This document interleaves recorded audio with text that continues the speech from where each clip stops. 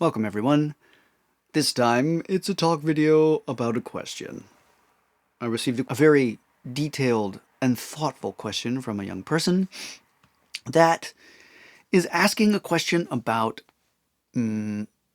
stinky old masters who do bad things but who have been put on some kind of a pedestal and are thought to be enlightened masters.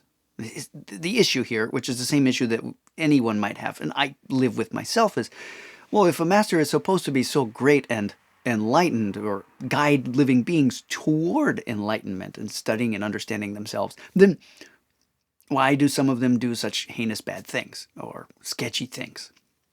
There are lots of them. There was a famous monk who left the Tibetan tradition that he was a part of, that he was reincarnated in, and became a great spiritual teacher who did lots of sketchy things. There were Zen monks, a couple of them, in recent history, where after Zen had come to the West, to the United States, or in Europe even, who did some really sketchy things, but that challenged students in a really cool way that produced great wisdom in the practice of those people, in the midst, somehow or another, of their rascaliness.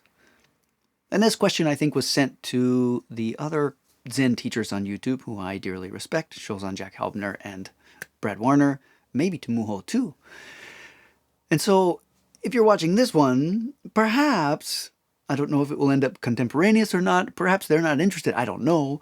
I know that they have addressed these questions before themselves, and without going back and watching their stuff and trying to copy anything that they have had to say, I'm going to go on a limb and respond in my own way, from my own perspective and my own experience, as to why this kind of thing happens, maybe, and perhaps a little bit about how we might regard it on the other side of, well, it happened, now what do we do with it? In answer to the question, so, like, what is enlightenment if the person is not morally perfected? I mean, I do think that if someone wholeheartedly undertakes the practice of the Buddha way, in any of the Buddhist traditions, and their master, they get to that point where their master, their one-on-one teacher, says, you got the thing. Good for you. Now you're in the long line of Buddha ancestors. They have done something profound. They have cast away ego and attachment to their own ideas, their own perspectives, and they have learned to embody Buddha in the way they comport themselves in their lives, which would suggest, by all means, a kind of moral, I don't want to say excellence, but a deep moral conviction about doing right, having skillful means, right livelihood, following the Eightfold Path, the whole 9 yards.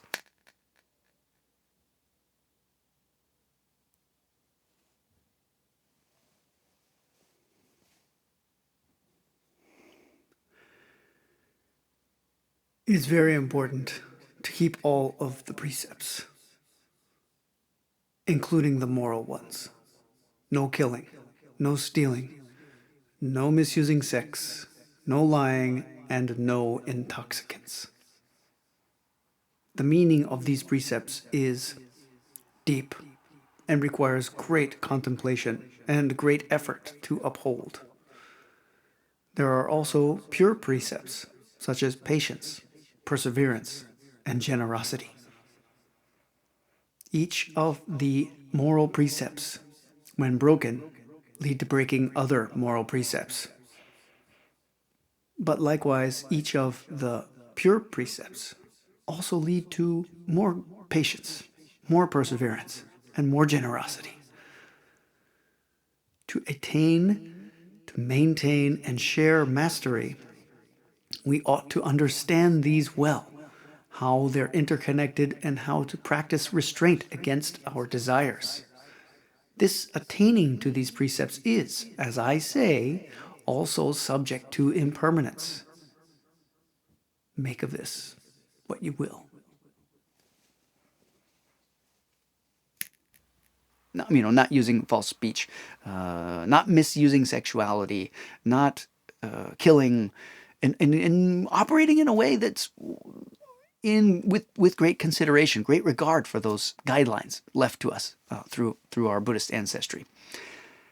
And so at that point, this is a pivotal thing, at that point that they are verified, they have been practicing in a community where they are at the bottom and they're below their master, of course, and study with lots of other masters.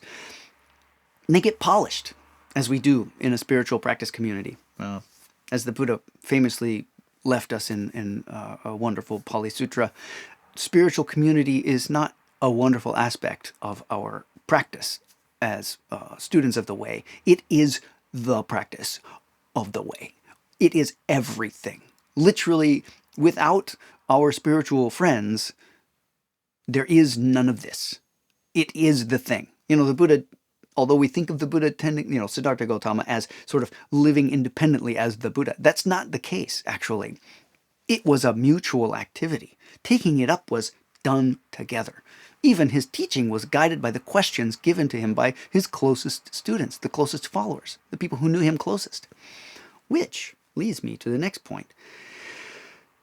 If enlightenment is something that we learn to embody, it suggests that it's not something that we get, and that once we get, it's crystallized and finished. And I have every suspicion, every belief, every faith that that is the case, that it is not something that we can have. It's something that we can be by virtue of our activity, by the manners of our body, speech, and mind, and our regard for our imperfections in the course of our lives.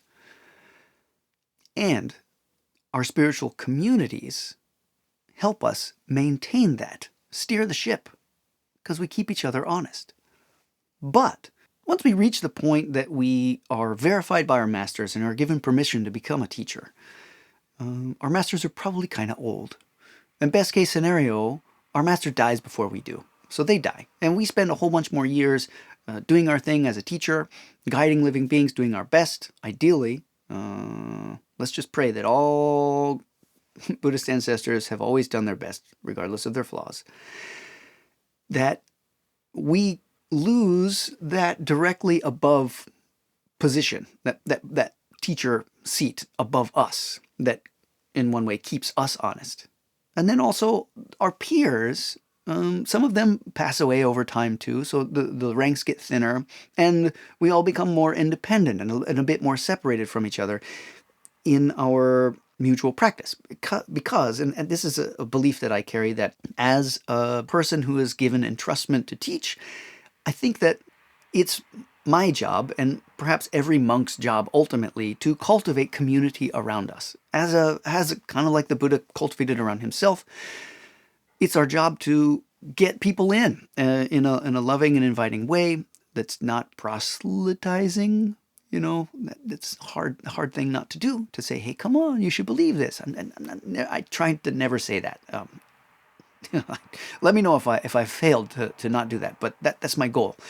But that people who want to be here and want to study this thing, to talk about it with them, to cultivate practice, embodying enlightenment, embodying Buddha in our lives, means that in the beginning, I have done great study, or a monk, a person who has become a teacher, has done great study to get to that point, and that the people, the community that comes to them are below in a way. They're less in study. They're lower in the time that they needed to practice to get to the point.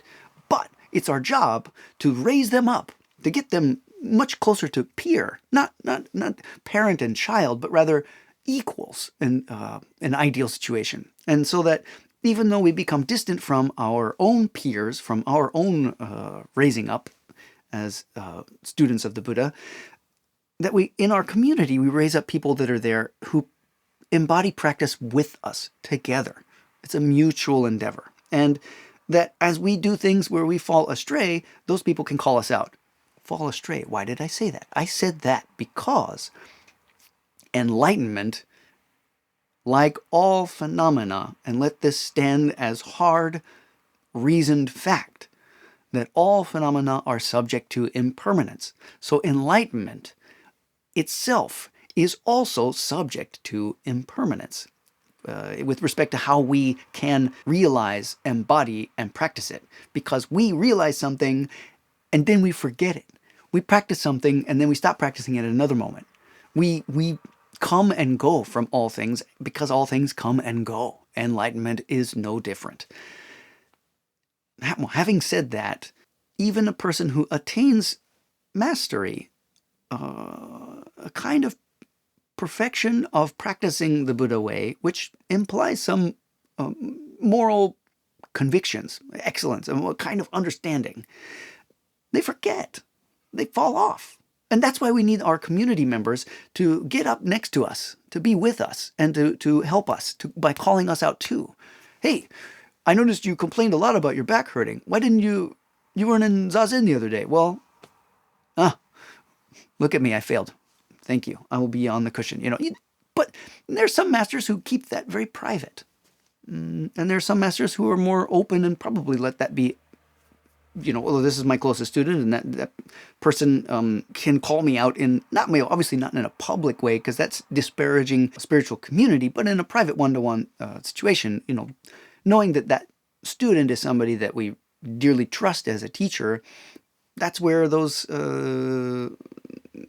kind of doubts or questions can be handled in a productive, spiritually productive way. Ideally. Let's see if I've said that well. This is a very difficult thing to explain. But then there's another side, which is some masters and some students, some cultivated communities, create a situation where a master comes around, a teacher comes around, and then everybody looks up to that person like a parent and child. And they put this master on a pedestal. And even if they become very close to a peer, where practice becomes much more mutual rather than sort of just taking it from the master, they don't recognize the equality that ultimately emerges. And they continue to pedestalize the master. And in that, perhaps in some cases, they protect the stinky, dirty backside of a master from public view. And so that's sort of... And they also don't call him out on that, or her out on that. Although I've never heard of any nuns being as naughty as men. So history tends to prove that men are worse. I'll just take that as a man. But that issue of pedestalizing a master, like over-idolizing a master, puts them in a position that's untenable. It's unrealistic. No human is perfect. That's just not how it is. And we need to be called out from time to time. So our close students can do that, ideally, I think. And so you get to that point where you've become a master, and your master verifies you. You go off. Eventually your master dies, best case scenario. You've become separated from your peers who were there in your raising up time, like your training time, who are calling you out, who are polishing each other. And then you raise up a student. The student puts you on a pedestal. Nobody's calling you out. And that student maybe is protecting you, or maybe that master or you have fallen into a pit of thinking that you're great and that you have to be this thing, and that you're also maybe beyond reproach. And I think that that's a big mistake. I think it's much better to stay closer to the ground, to stay more intimate with your students, not in the way that could produce a scandal by all means, but in the sense that, in the true practice of the Buddha way, we bring our whole selves, our beautiful face and perfect posture and all this, and in our stinky backside too. We all poop in the same toilet. And it's really important that we do that, because we all have to recognize our whole humanity. And inside that, polishing each other, because we recognize our shared mutual stinky backside humanity, is precious. It's part of treasuring the Sangha. It's part of that part of the triple gem, Buddha, Dharma, Sangha. And because those are the three treasures. Those are beyond teacher, the teachings, and the community. They're equal. They're stacked, of course, but they're equal in rank and importance. So,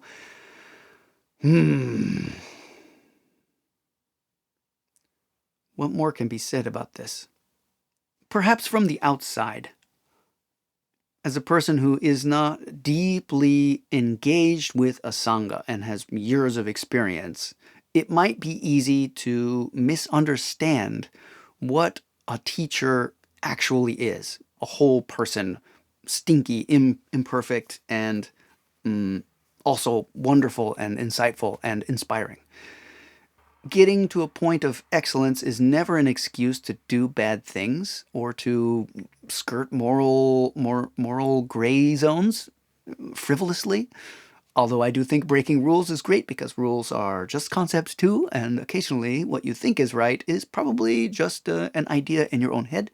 So having it broken before your eyes can kind of break you out of the limited, sort of held onto, grabbed idea of what is right and good and perfect and awesome. So actually, what that's just grabbing onto something, and that's ego doing it.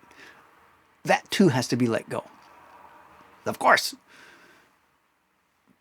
we all should try to be better, and I think that's part and parcel to learning to embody Buddha through understanding the Eightfold Path and the nature of suffering and the nature of our ego and how we see and regard our lived experience and our community.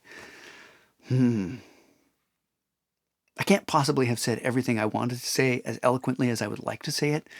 I'm not as mature and seasoned as Muho Roshi or Brad or Shozan Jack Halbner, but I think that the points that those teachers, and I'm sure there are other wonderful teachers on the internet, and also there are tons of wonderful teachers around the world doing this stuff in real life and might say something pretty similar, if not a lot clearer and better than I can say it. So I apologize for my mishmashing of concepts and words, and I hope that we can have an exciting dialogue about this in the comments below, or you can email me at askeshin@gmail.com, and let's get into it together.